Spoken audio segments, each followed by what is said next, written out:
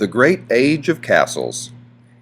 Castles seem like magical places to those who have only read about them in fairy tales. The reality, however, was much different. True, they were homes to kings and queens and to great ladies and lords, yet we can tell from the castles that have survived that they were not pleasant places in which to live. Their outside walls were made of massive blocks of stone and were up to 20 feet thick. Living inside such thick stone walls must have felt like living in a cave. The rooms inside the castle were often clammy.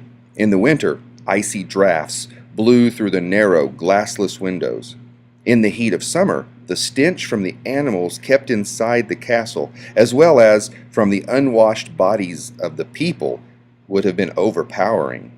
Fragrant herbs were used to mask the smells. One of the servants' jobs was to strew them on the castle floors.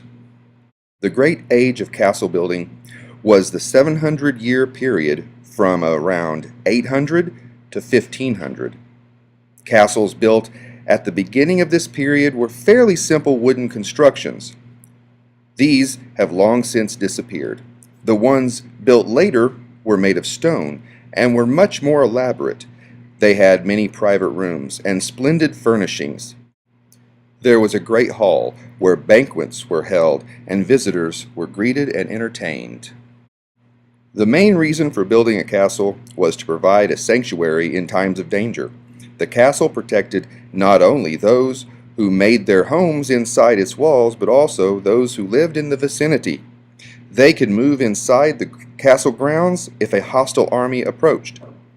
An attacking army had first to cross the moat, a wide, deep trench filled with water that surrounded the castle. Then the attackers had to scale the high, outside walls on ladders or platforms. Those defending the castle could retaliate by shooting arrows at them or by dropping rocks or pouring boiling liquids on them. If the attackers were repelled, they might begin a siege. The purpose of a siege was to starve the defenders into surrendering. It could last for many months before one side or the other gave up. When gunpowder came into use around 1500, cannons could breach even the thickest walls.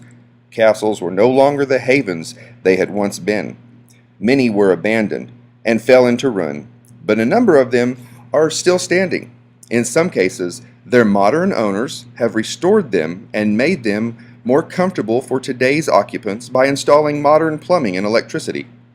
Many castles are open to the public as museums or luxury hotels. Today, you can enjoy some of the bygone magic of castles by visiting castles in Germany, particularly along the Rhine River, or in Great Britain.